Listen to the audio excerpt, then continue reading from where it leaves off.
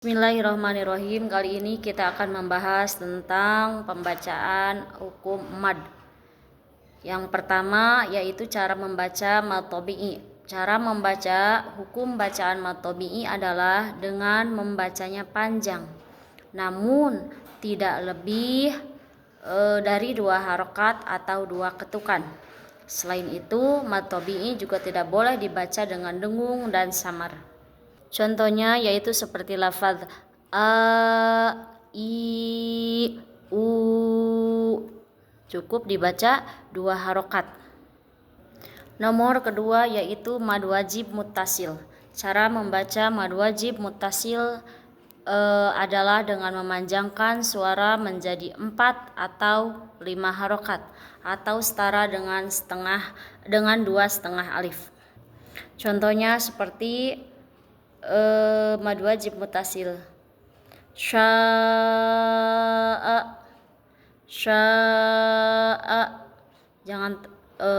jangan sya'a, jangan seperti mad tabi'i, tapi cara membacanya yaitu 4 atau 5 harkat atau setara dengan 2 setengah alif.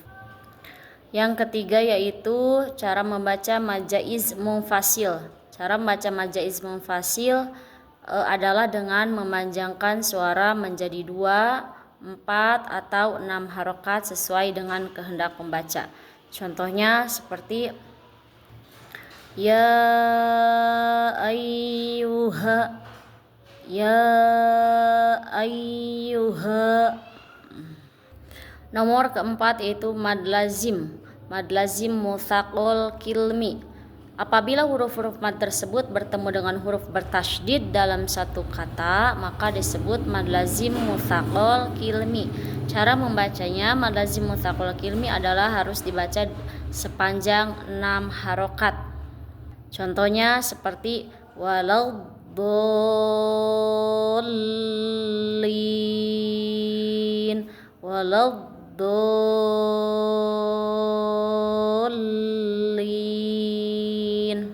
Nomor kelima yaitu cara membaca mad lazim mukhaffaf kilmi. Contoh lafaz mad lazim mukhaffaf terletak pada kata al-ana.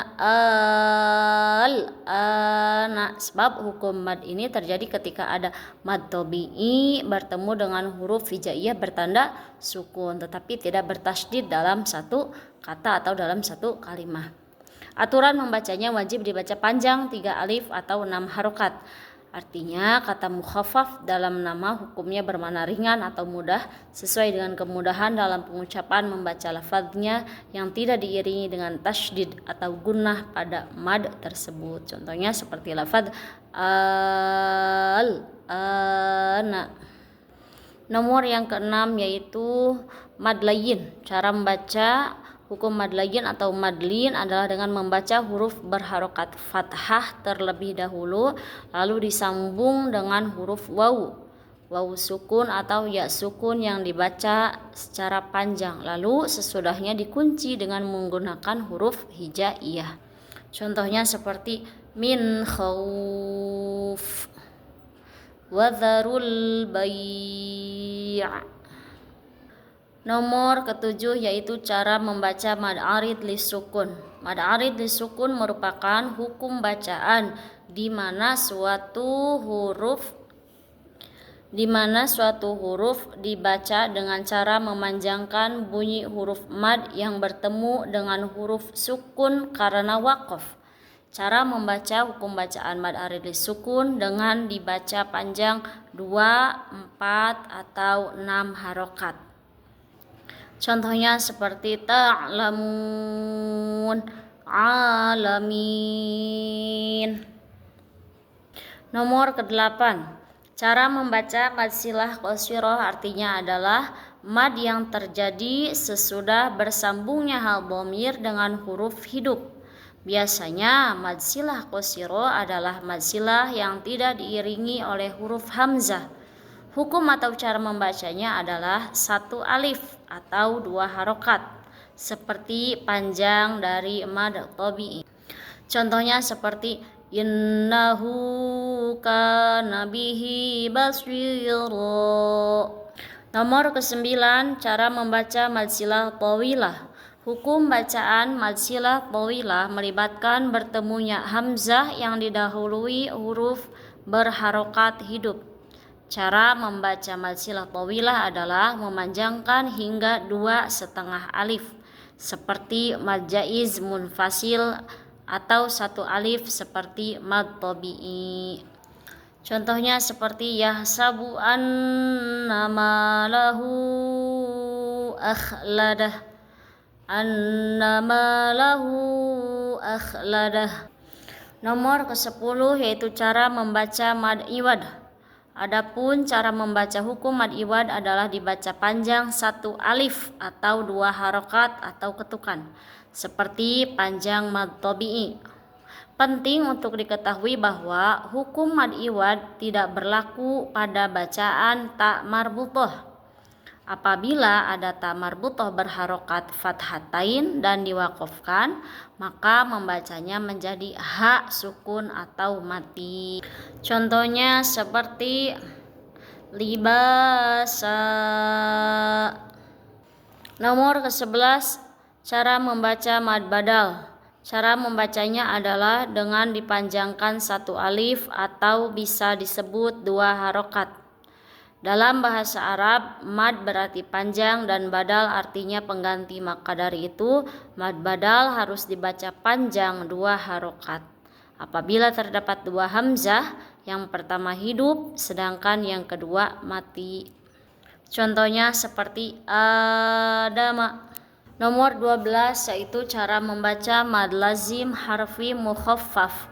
Mad lazim mukhaffaf harfi terjadi dalam pembacaan huruf-huruf tunggal yang dilafadzkan di awal-awal surah Al-Quran. Cara membacanya adalah dengan panjang 6 harokat, tidak disertai dengan idgham, kecuali huruf ain yang boleh dibaca 4 atau 6 harokat. Contohnya seperti nun, qaf. Nomor ke-13 yaitu cara membaca mad lazim harfi mutsaqal. Mad lazim mutsaqal harfi adalah mad yang terdapat pada huruf-huruf fawatihus suwar yang sering ditemukan di awal-awal surat Al-Quran. Huruf-huruf tersebut bertemu dengan tasydid sehingga wajib dibaca 6 harokat atau 3 alif dan diidghamkan. Contohnya seperti lafaz alif lam mim. 14 yaitu cara membaca mad lazim musyabba. Cara membaca mad lazim harfi musyabba adalah dengan ini memanjangkan huruf sepanjang 6 harokat atau 3 alif. Dalam beberapa Al-Quran, hukum bacaan ini ditandai dengan baca fathah yang melengkung di atas hurufnya. 15. Cara membaca mad tamkin. Cara membaca mad tamkin yaitu cukup dengan memanjangkan bacaan 1 alif atau 2 ketukan. Contohnya seperti lafaz huyitum. Jangan terlalu panjang, jangan dibaca huyitum, tapi cukup 1 alif. Nomor yang terakhir yaitu cara membaca mad farqi, mad farqu. Untuk hukum bacaan mad farqi ini diwajibkan untuk melafalkannya sepanjang 6 harokat atau 3 alif. Artinya dengan memanjangkan hamzah istifham sebanyak 6 harokat, kemudian diidghamkan dengan huruf berikut. Contohnya seperti lafaz qul Allahu, qul الذكرين حرم أم الأنثيين.